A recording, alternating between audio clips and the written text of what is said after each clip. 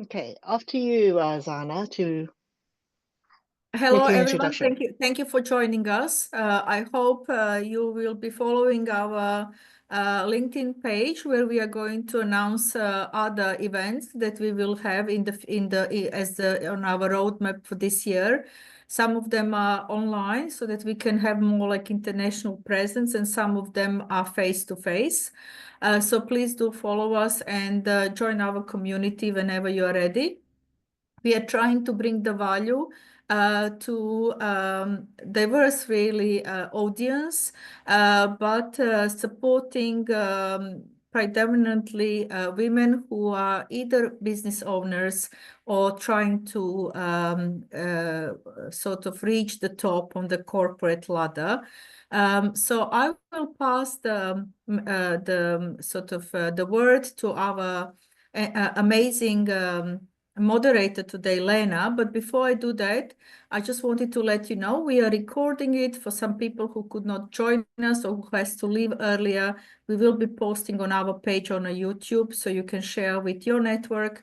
And please share your details here in the group chat so that we can all connect. The whole aim of us meeting and putting time and energies to network and to share. On that note, it would be lovely if you can have the cameras on at the moment, but if not, at least later when we go into questions and answers. I hope you enjoy, and thank you to our panelists for their time and effort. Amazing Arouba, Lenna already mentioned, and Preeti, senior executive in a global IT company. Thank you and enjoy. Thank you, Zana. I'm the moderator today. My name's Lenna. I am a business mentor. I help non-executive director build their portfolio. I also help executives reach their aspiration. We have an awesome panel of guests today, and I'll let them introduce themselves. So in no order of priority, let's go to you, Preeti. Would you like to say a little bit about yourself? Absolutely. Am I audible? Yes, please say a little bit something about yourself. Okay. Hi, Zana. Thank you. Thank you, Lenna. And thanks, everyone, all the audience who have joined today. Really excited to have this conversation. I'll start with something which is very close to my heart. One quote that has always inspired me is, "Nobody asked Gandhiji to fight apartheid, but he took it upon himself, and what a great leader he transformed into." I think everybody will agree upon that. This quote reminds me of the power of taking initiatives and impact one can have by stepping up and leading that with the conviction.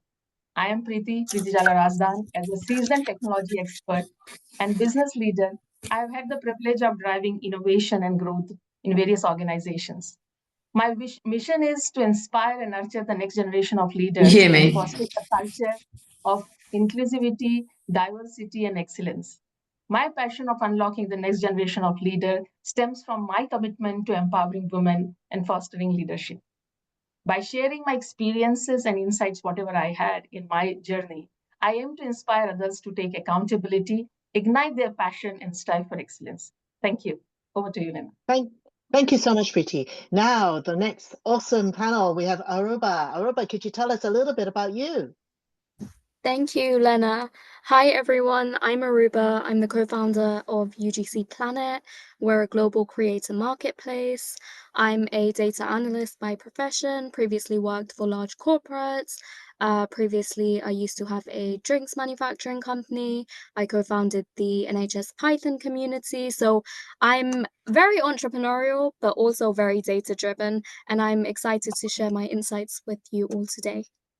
Wow, awesome. So as you can tell with the audience, we have someone who's in a large organization and someone who's very much an entrepreneur looking at stuff.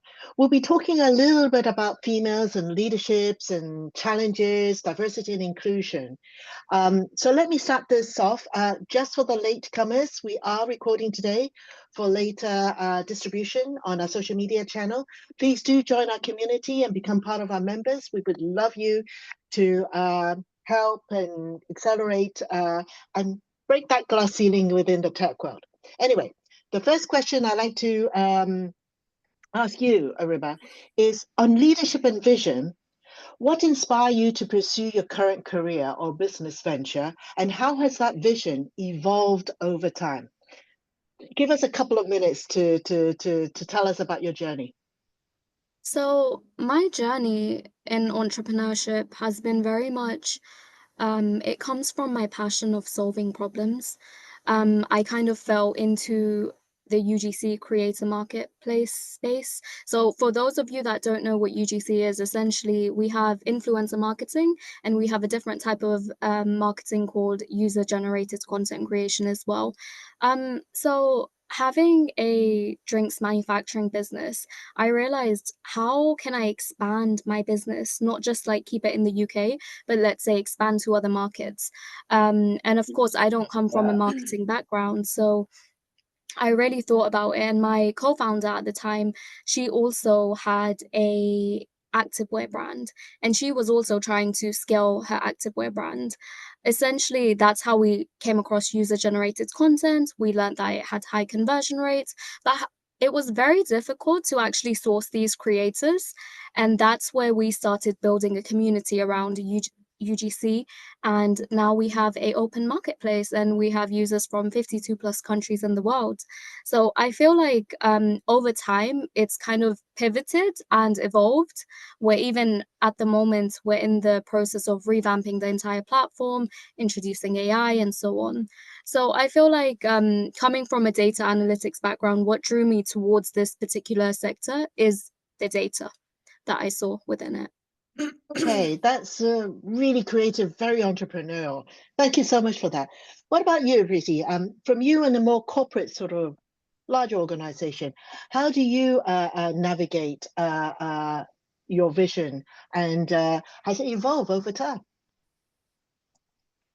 Arouba, that's very impressive. Thanks, Lenna, for the question. I think creating the career of your dream is influenced by many factors. It could be mature talent, family advice, mentor advices, and all that. So I'll start from the start, right? Our experiences shape our path, change our trajectory and perspective, and then place us to the right direction where we should be, is what I feel. So if I start from childhood, I was encouraged by my parents to pursue a career in STEM. Early experiences like my mother encouraging me to develop skills. My father was involved in various social volunteering projects that instilled a sense of accountability in me. And this drive continued throughout various stages of my career, where I took on additional roles, faced challenges head on, and strived for excellence. Inspired by leaders around me is what I would say was another thing which actually I was privileged to. In early stage of my career, I developed a passion for leadership and vision. And throughout my career, I had the role models who were around me, and I got encouraged how it is important to have the continuous learning in key to transform the careers and take a shift in the roles which you are targeting at. So that helped me to play strategic roles, build technology solutions for business transformation, empower teams, lead change initiatives to create positive impact, not for client alone, not for employees alone, but the community at large. So I feel that is how the journey has been till today, still going on strong in terms of learning new technologies, applying technologies, driving initiatives, encouraging people, bringing that energy on the team. Thank you. Wow, that's really amazing. Really big vision, and certainly has evolved over time. So, audience, if you have any questions, feel free to pop them into the chat box. Do please share your LinkedIn profile so that we can connect, collaborate, find out more about TechWomen4Board. But I'm going to go on to my next question, which is, whether you're in a large organization or an entrepreneur, there are always lots of challenges, plenty of them all around. So in your view, what are some of the unique challenges you faced as a female, whether it's a female founder or a female senior executive, and how do you overcome these challenges? Perhaps I'll put that over to you, Preeti, because I'd love to hear your thoughts on that. Wonderful. I think the question is very apt and certainly needed to be discussed in every forum, and forum like this, which is so very good and effective. So as a female executive, I took challenges as opportunities, I would say, to start with every time, and employed various strategies to overcome them. And I could figure out my own way of handling it. Like, for example, I could see there are stereotypes, right? That specific roles can be done by women or cannot be done by women. I didn't take that as something which is stopping me to perform. I embraced that. And I said, this is my uniqueness, and this is what is the strength I would like to celebrate. And rather than seeing that what is the traditional mold of things, I seize the opportunities, whatever has come my way.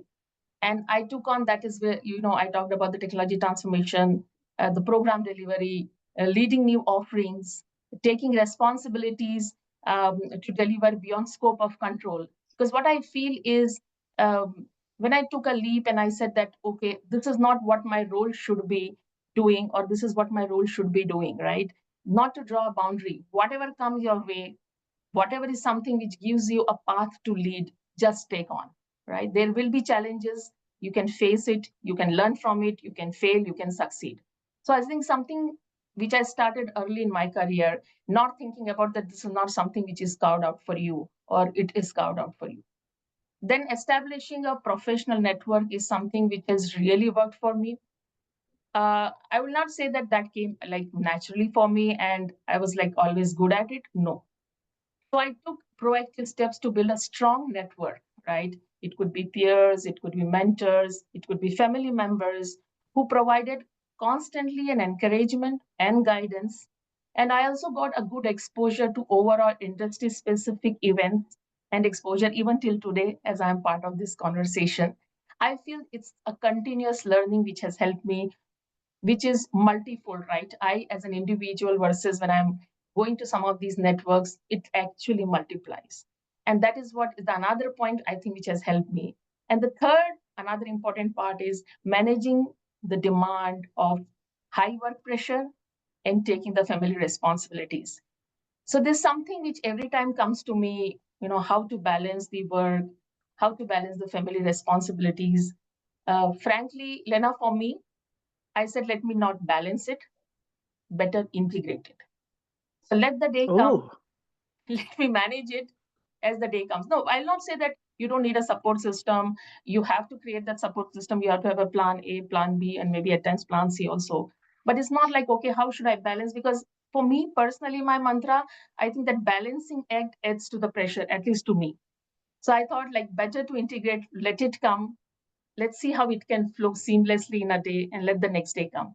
And somewhere I felt my support system also got aligned, also got trained accordingly, including my spouse, my kids today.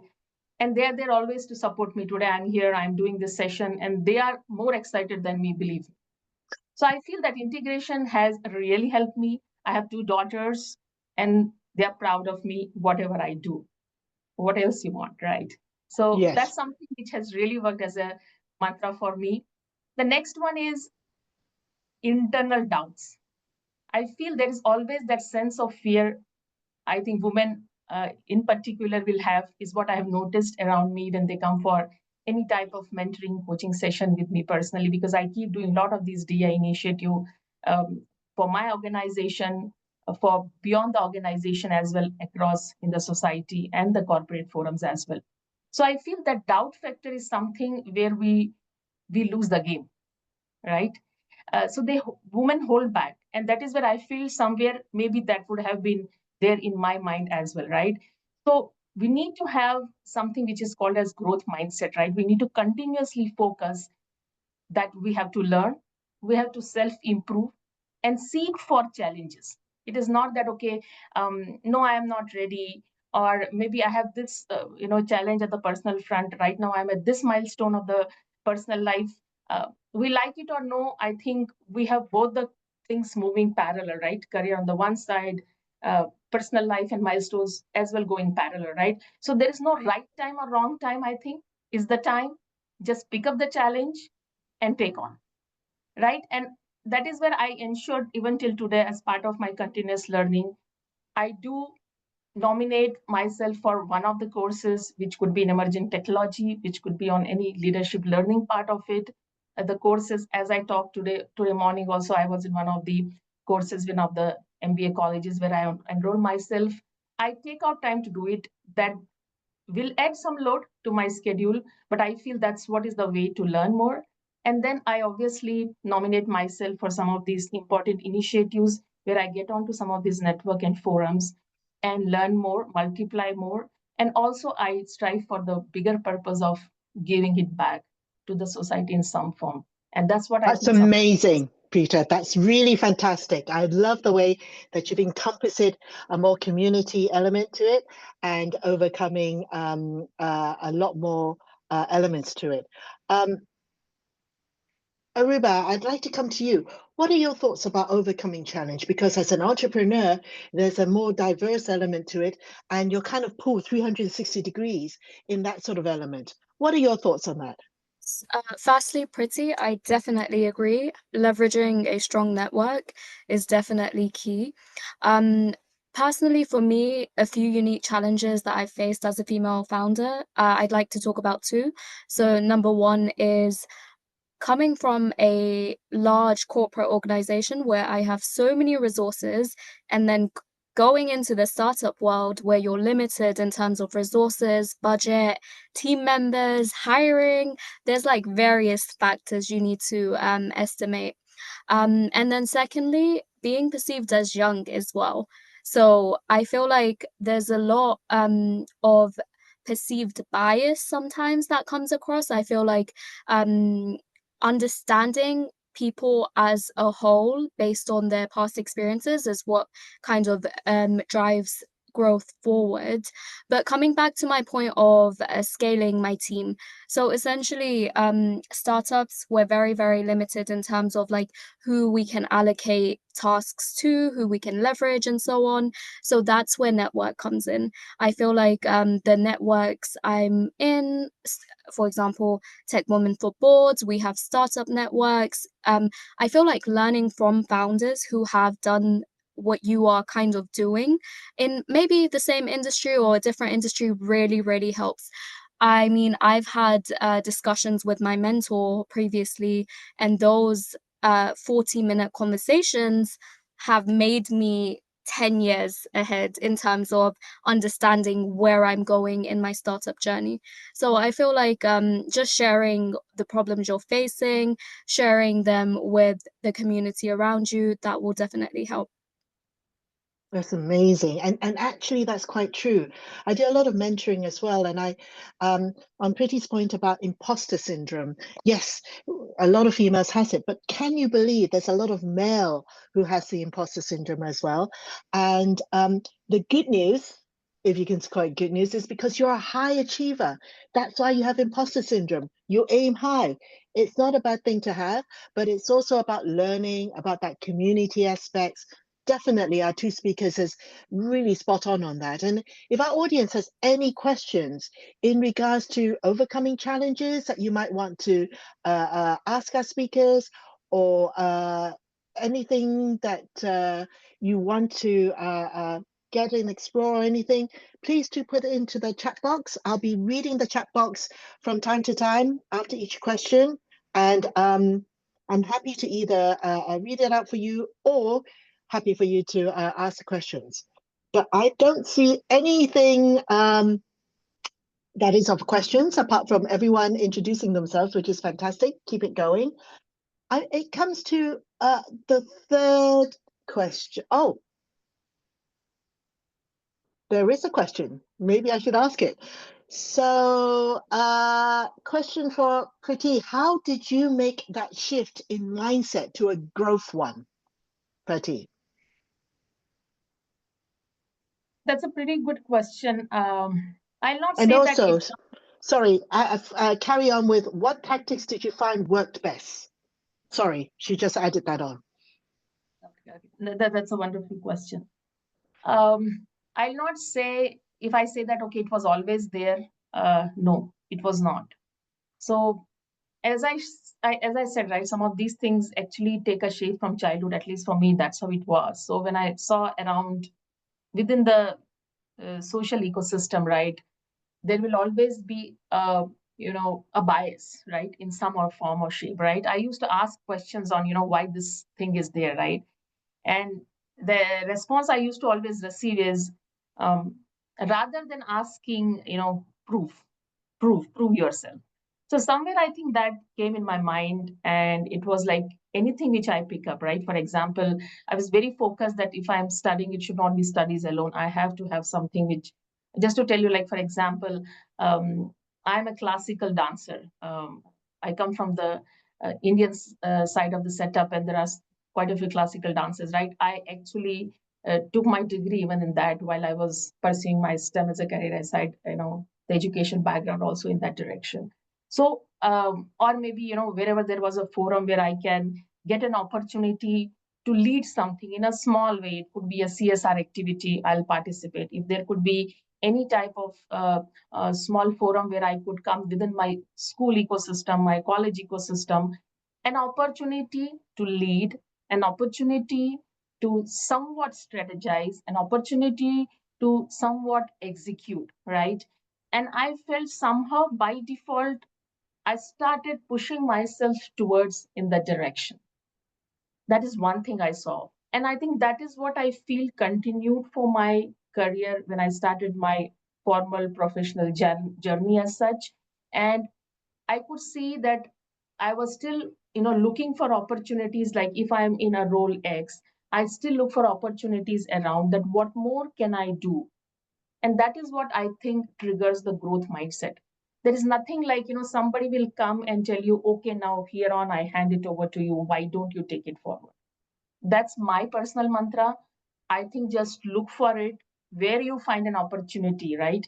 And you will find that maybe so many situations will be there, whether it's your boss, your manager, your leader, unit leader, or whatever it is. They'll come and talk about some of the things. Pick up that problem area. We might think that, okay, how to solve it? Don't think about how should I take it? Will I fail? Should I do it or no? Just leave that aside. Just pick it up. Okay, this is the challenge worth taking. Let me try it. And believe me, if you go to anybody, there'll be sufficient ecosystem to help you. They'll welcome you for the challenge which you are ready to take, and rest will fall in place. So I think that is something which really helps. And then even if Excellent. you fail, you should have that last point, Lena, is bounce back. Don't take it like, okay, I failed, now I should not ever try again. That is something which is important, because I did fail. I mean, I had my one of my first project, I failed as a project manager. And then I also Wow. I should have done it, I should not have done it, but then I thought, leave it aside. But I feel that learning till today is something which has given me so much of exposure and so much of skill also to sense some of the risks much earlier than others. So I think that's worth to fail Yes. sometimes and then move on. I It's a hope I answered learning. the It's a question. learning once you failed. It's a learning that you accumulated and makes you how great you are today, because of all the learnings, etc. But there's one specific question I like to ask Arouba, which is actually extremely interesting. It said, did you face some female specific challenges as an entrepreneur? And do you think there are sufficient financial support available for female entrepreneur, Arouba? What are your thoughts? So there's been various female-specific challenges we've had to overcome. For example, I'd say when we were early on as a startup, I think it was beginning days, we were only four months live. We were growing really fast in terms of our user base. We were accepted onto the UK Innovate High Growth program. It's the UK Innovate Edge High Growth program, I believe. And after a couple of months, actually, my co-founder and I, we're both females. We left that program because of the discrimination we faced, actually. So I have spoken up about this before, and I feel like just because we are perceived as young, yes, we do look young, but then again, you need to look at our startup and the way it's growing, right? Yeah. So Yes. but that opportunity, I always say, fail fast so you can learn faster. If you fail fast, you can learn way faster, and always be ready to pivot. Don't say, okay, this is the idea, this is what I'm going to build, and this is the right path I'm going to take. I feel like you always need to pivot in startups. You will have new insights from your user base, your customers, clients, community, and all of that needs to be factored in. So I think that, and regarding funding, we know the current state in the UK, less than 2%, I believe. But there are various initiatives that are encouraging more more growth towards female-founded ventures. So we are seeing a lot of mentorship programs coming out. I know there's the UK. I know UK Innovate have spoken up about this issue as well. I can't remember the specific name, but I will share in the chat later on. There's a community I'm part of. We gathered data essentially of all the grant applications that were given to UK Innovate, and out of all of them, how many were females and how many were actually just rejected, even though they had very promising growth expectations. Yeah. Oh gosh, that's, please, you know, and then if our audience join our TechWomen4Board community, well, they get all this great information from Arouba. So do look onto our website and join us. But there is a question which I find from one of the audience that I'd like to pose to you, Preeti, and to you, Arouba. It's a really good question. It says, do you think there should be more support for female entrepreneurs and entrepreneurs, which I think Preeti is an entrepreneur, and what would have been helpful at the start of your journey? So, Preeti, maybe you can answer this question first. What do you think there should be more support, and what would have been helpful at the start of your journey into, you know, doing what you're doing now? So I'll say, I mean, I don't want to be like, you know, sound very positive type of thing, but that's a reality. Because it could be because the way I approached it, or maybe the way I could maybe, you know, get through the different stages of my career. But I could take the opportunity. See, I was not told no because I'm a woman. That's pretty clear, right? Yes. So that is one thing I could see. Another is like, you know, the policies and practices which are there around within the organizations have certainly helped me, because I also had my personal milestones going as I was going through my career as well. And I could very well come back. I mean, I had milestones in my career where I was back from my maternity and I got my promotion.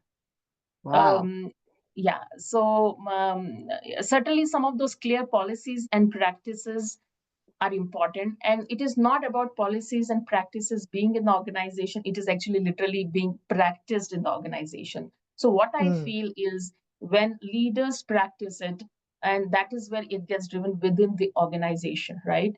From the top. They say that it is being followed without a bias. So I think that is something I will say very clearly helped me. I was never asked that, okay, can you really take this opportunity or lead this, or will you be ready to travel if this is the thing, or this is the night travel, or, you know, odd hours travel, etc., etc. I was never asked. It was always open. This is how it is. Just pick it and do it. And I'll say that I have taken a lot of challenges if I compare to my male counterpart. Now, yeah, is in the society and ecosystem, there is some set of expectation which nature puts on you, and some things where, you know, society will have an expectation where there's, you know, upbringing of the kids, availability of mother to kids, etc., etc. But there, I think my personal ecosystem certainly, you know, really helped me. Now, to specific question out, do they need more support system? Yes, they need to be enabled. It could even be like a daycare in the organization, in the places where your development centers or offices are. So I was, you know, the person who actually took on myself that, okay, I have to do so in my location where I operate from, which happens to be Hyderabad in India. And I started the first daycare within the campus. There were daycare tie-ups outside within the daycare. So I took that opportunity to drive this change. And it was happening for the first time. And, you know, pretty known organizations didn't have that. And they said, great, if you have started, maybe we can take your example and start the daycare within, because there are a lot of norms which trigger, right, when you have a daycare within the thing. And this I'm talking like quite a few years back. Right now, this looks like a norm. So what I'm saying is we certainly need support system. We certainly need policies and practices. We certainly need leaders who have to come forward and ask for that. At times, it is like, oh, you should have asked for it. Oh, we didn't know that Yeah. this is actually, so very important. At times, that is also a thing. So it goes Yes. hand in hand both ways. And that is what really, helps. And that's why I'm talking with a wider purpose. That it should, and believe me, when I got that change done, actually, I was out of that stage of need of a daycare in the campus. But I was so happy that I could do it for others. Excellent. So what about you, Arouba? You mentioned earlier on, as an entrepreneur, you don't have the resources and a lot of things. So how do you face challenges, and what would have been helpful at the start of your journey? What sort of support would have been, help you accelerate? So before I take on any challenge, I think most people, I don't know if you're aware, but there's two types of thinking. There's type 1 and type 2 thinking. Type 1 is very instantaneous. It's run by our amygdala in our brain. And type 2 is where we actually pause, understand the situation around us, and just breathe. Like, don't react instantly. Consider all possible outcomes. So that's the scenario I use. I always use type 2 thinking when it comes to making very important decisions. And to understand if you should utilize type 1 thinking or type 2 thinking, you should actually look at if there is time. So if there is time to solve the situation, then that means there's a predefined rule that you can follow. However, if there's no time, that's where you can use type 2 thinking, because there is no particular rule. You need to use your unfair advantages that are around you and utilize everything to solve the problem at hand. I think early on, what would have been very beneficial for me as an entrepreneur would have been if there was a guide or something someone could signpost me to in terms of all the industries out there, because I come from a very finance, healthcare, tech background. Going into marketing and digital communications, it was slightly different in terms of how they operate, what their technical jargons are, and so on. I feel like if there's like a signposted place that says these are all the different industries, and within these industries, these are the caveats you need to look out for, or these are insider tips and tricks, I think that would have really helped. Maybe a business mentor If might I can help. add one point there, and Exactly. which I think very rightly mentioned, and that is what I feel if I draw a parallel. And the last point I think I missed adding was, in a support system, while that may not be exactly a support system, but in ecosystem, we need to have avenues, little extra in terms of either giving the network or providing the opportunity of those training interventions. So I see quite a few such women-specific training interventions which are being planned in such a fashion that they align them and make them ready for the right role at the right time. And I think that is something which certainly makes a difference. Excellent. So, thank you so much for the audience. I hope that the answers answer the questions that you provide. Now, going on to this one, I'm pretty a champion of this, and I'd love to hear the panel thought on this. It's on diversity and inclusion, which in some part of the world is kind of not quite there, but I think it's important. So for both of you, maybe I should go to Arouba first this time. On diversity and inclusion, in a sort of ecosystem or communities or in your startup world, what strategies have you used to ensure diverse voices are heard and valued in your team or organizations? And for me, that's really powerful. And some large organization is putting that aside. But what do you feel about this, Arouba? So I'm very, very big on representation, particularly women, particularly those that are of underrepresented backgrounds, because we know what the data says, right? The more diverse your team is, the stronger your outcomes will be. I think that was a study done by McKinsey. Yes. So essentially, in our team, we're very diverse. our ages range. So we're of different ages. We have Gen Zs, we have millennials, we used to have older generations as well. In terms of attracting talent, we kind of do a community-based recruitment style. So we not only share our job ads through universities, but also through our community of founders that we have. We have startup operators. So whoever has capacity, they will take on the projects that we have. Excellent. You know, that's something so true, because diversity inclusion is not a matter of skin color or geographies as such. We're all human beings. It's more about having a diverse voice, diverse experience and background as such. So I love what you answer. So Preeti, you're an international lady in you know, you travel the globes, etc., etc. But what are your strategy into ensuring those diverse voices are heard and value in your team or organization? What are your thoughts on that? There are 2-3 points I'll cover. I think Arouba really mentioned the point rightly. I think in my setup, what I ensure is there is active listening, and a meeting, if there is, it is fully inclusive. That is one thing I ensure, right? And encourage that diverse perspectives are there and participation is there, because I rightly agree to the point what Arouba mentioned, that it is important to get sort of those ideas on the table. Otherwise, it is very monotonous. That is one thing. Number two is when I build my teams, right, I focus where go for a diverse mix, as you mentioned, right? It is about age, it is about gender, ethnicity, culture, etc., Yeah. whatever is there, right? So have a Yes. right diverse team, which is there. Age, right, is another factor which is there, because I feel I have for my kids at time I get better ideas than even I could even think about, right? So I think I relate to that in the workplace as well, right? So that is one, and then celebrate that, right? If you're building a team, it has to be celebrated. It should not be done because it has to be, right? And tick a checkbox, but it has to be celebrated. That means you have to encourage those ideas, those perspectives, and see it in the right length, right? And another thing which I feel is, I mean, at least I have done my personal front is, I have initiated a lot of mentorship programs which are there. And I started with my team, scaled it out globally as well, all through, right? And these are very successful programs because they are not just a program which is any typical course material. It is very much hands-on. It is very much practitioner driven. And that is what I get a flexibility from my organization, that when I'm driving initiative, this is the program I want to run.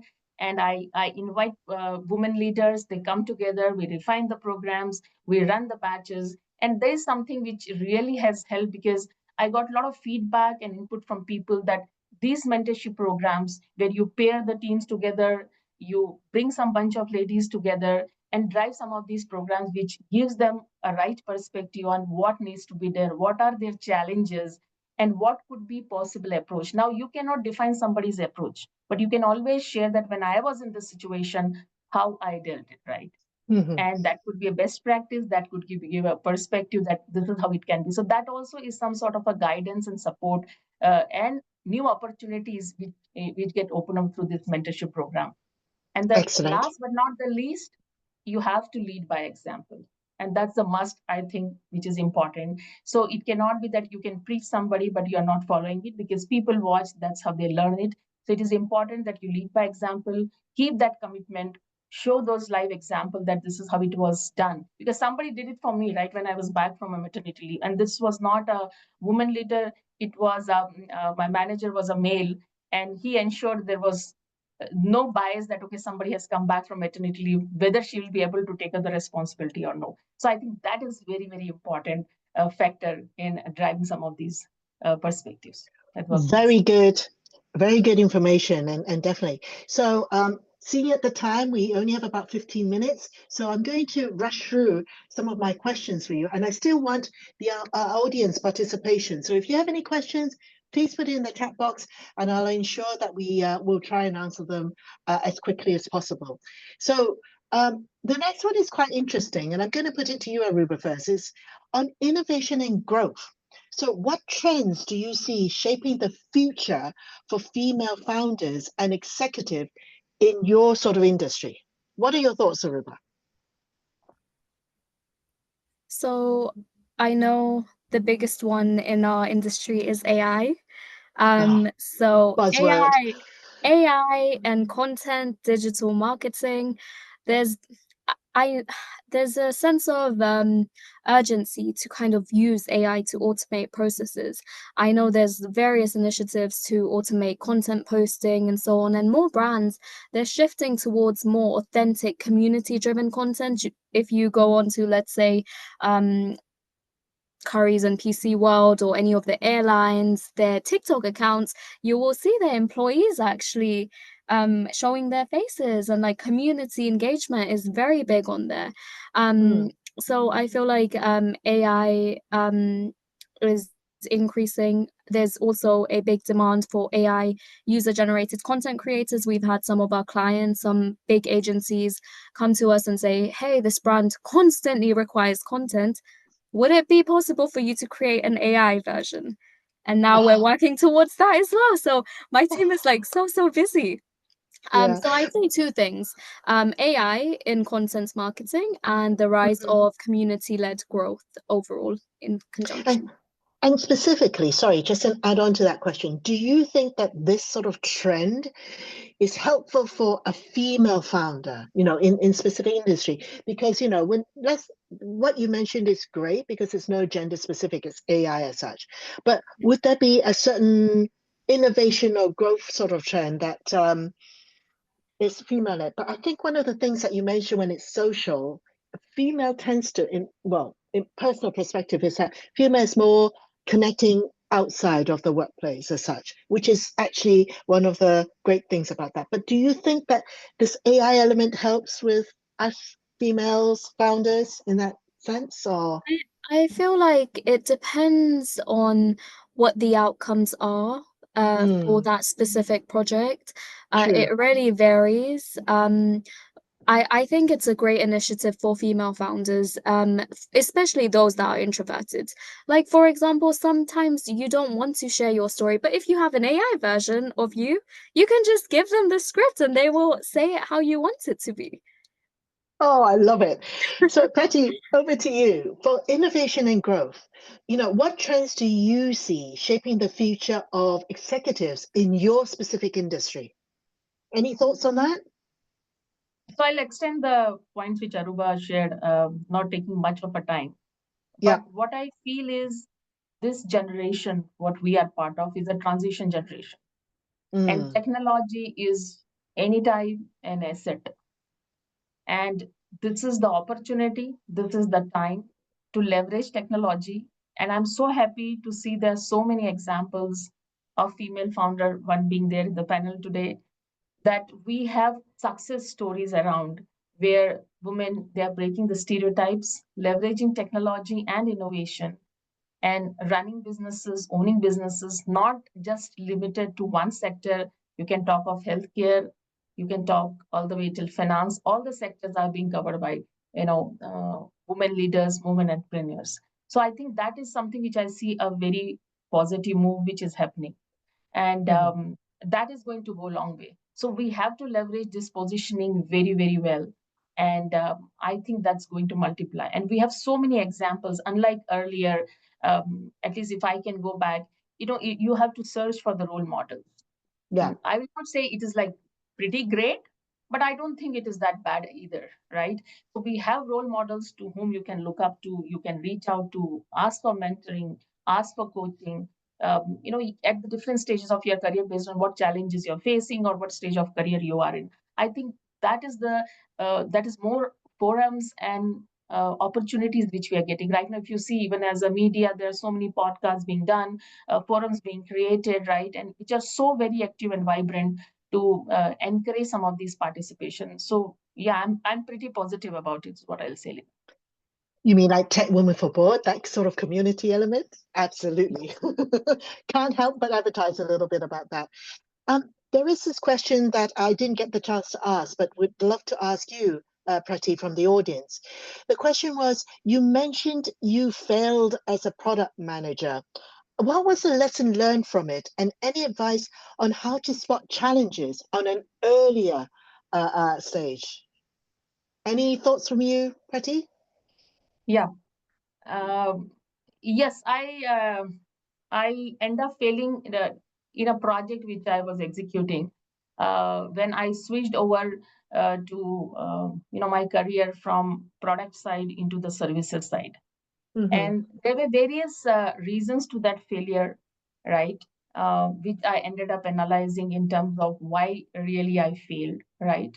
And maybe I may not be able to share the nitty-gritty and details of the project, but when I did the overall analysis, what I could feel, where did I fail, is there were cross-functional teams which were involved, and I was not able to bring them on board together because every team had their own priorities.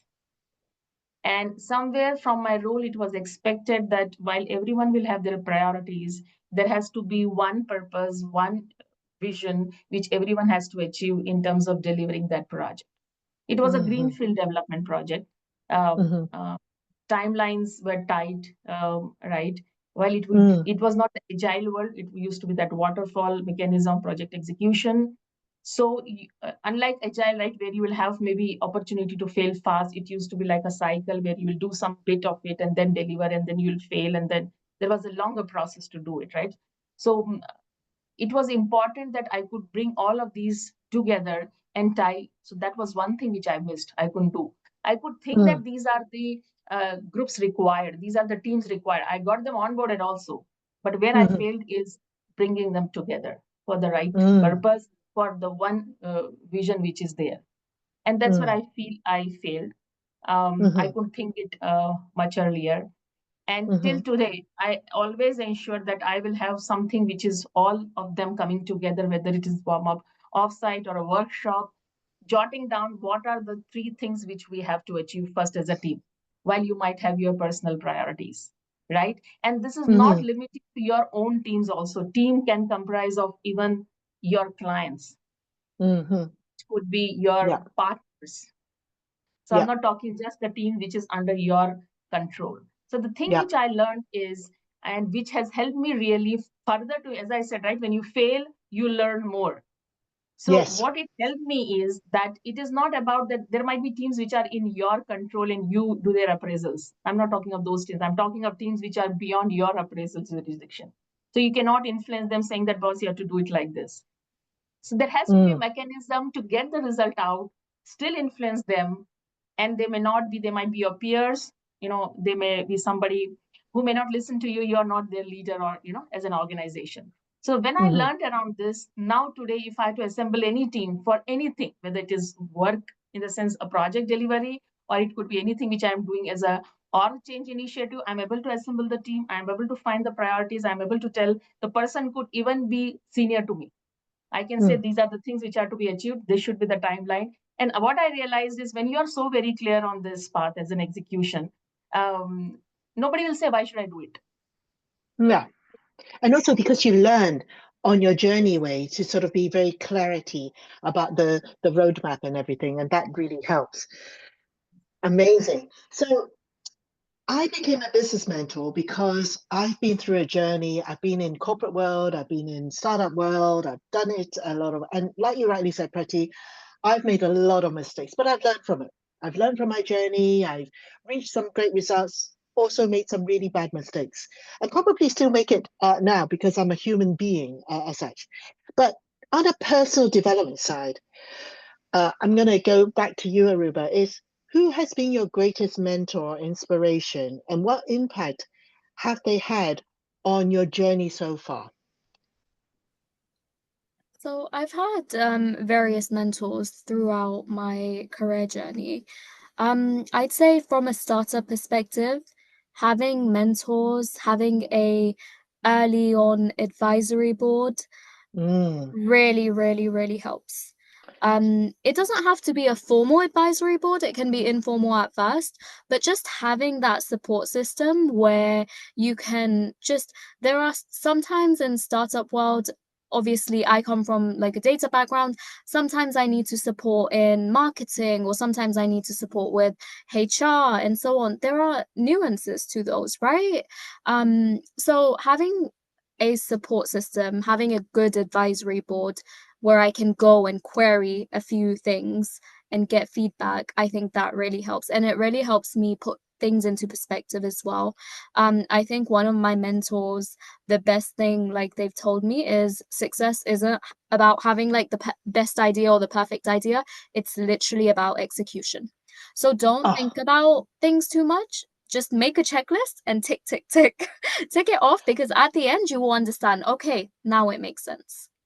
Oh, music to my ears, Aruba. I really love your mentor. They're really, great minds have the same thought.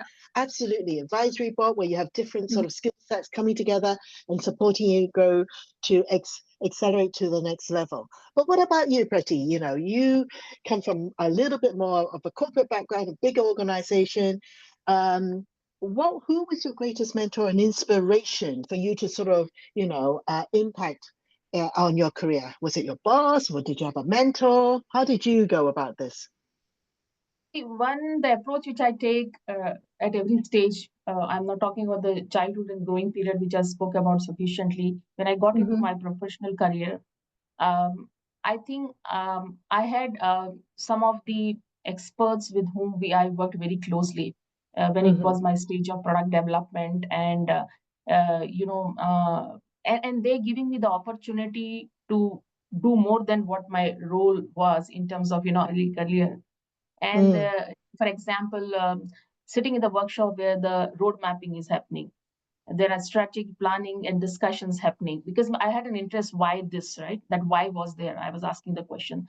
So I had my immediate manager and the experts with whom I was working across, like, within my organization and also the client teams. I could find some of very good mentors, right? And then you get into details and say why this is, and then you get an opportunity to sit in some specific meetings, and that gives a very different type of an exposure, right? And as I said, right, when I failed on that cross-functional team, and later when I learned from obviously my mistake and I started applying it upfront, I had a lot of success stories, right? And that is where people started encouraging, why don't you drive this and bring the teams together, set the strategy, execution plan, and start tracking it, type of thing. And this I'm talking of early on, right? And that really helped me to shape up well, because I could see people believing in me, right? Even if I had spots where I failed, right? So that was a very good exposure to doing things. But yeah, when you do the things, you have to continue proving yourself, right? That's very, very important, because you cannot talk theory here. You have to show that, yes, you have done it, you made a mistake, you improved. Now this is what is your strength, this is what you have built, and this is how you'll go forward. I also want to share something which is very close to my heart. Mr. Narayana Murthy, who is founder of Infosys, all of you will be knowing. So I had a privilege that one of my first project got finally reviewed with him. Right, while I had a failure story, I also had a success story, and where I got such encouraging feedback from him, and the person who is at that level, and you can see the levels where I will be, right? And there was that culture of doing the reviews of your key projects and giving the inputs and all, and the encouraging inputs what he gave me at that time, the appreciation which I got was something, till today I really remember it, and I get encouraged that, okay, it is never that, okay, I'm doing this for the first time, so should I do it, am I doing it right? I will never get that doubt. So certainly some of these are the moments of mentorship which you get into, and that last for long. So what I would say is there are different stages of career where you'll have different people who will come in your life, and you will learn something, you move on, and then you find some other mentor. Recently I was in interaction in one of the forums, and there was a very senior leader from some other organization in that forum. And she was kind enough to, get on in a one-on-one conversation on some of the common topic of interest, right? At time it may not be like a mentor-mentee type of a relationship. It is just that two people pairing together, discussing some things which are of common interest, how you manage, how you do about it. So I think it's in a different form and shape. But yeah, you need some sounding boards, you need some people around you to have those conversations. Do that validation. I think at times we know we are doing right, but that validation, that small validation, makes a lot of difference. Thank you so much, Preeti, and thank you so much, Arouba. Unfortunately, even though we've got a whole stack of questions still, we've only got 1 minute, and I just want to take this opportunity to thank you all for participating to today's virtual event. There's plenty more TechWomen4Board. We have some in-person events coming up, some more virtual events, some more boardroom talks, etc. If you want to find out more, please do look on our website, TechWomen4Board, or get in touch with me, Zana, Arouba, and various committee members around the room today. Thank you so much to our amazing panel today, Arouba, from the startup world. Thank you so much. You've been awesome. And Preeti, thank you so much for your time and effort. You've come from the other part of the world in India, dialing in. I think it's evening for you. So thank you so much for participating in this. And please watch out for TechWomen4Board further events. I look forward to seeing you. And thank you once again for joining us. Take care. Thank you. Thank you, Great everyone. discussion. Thank you. Bye. Bye-bye. Bye.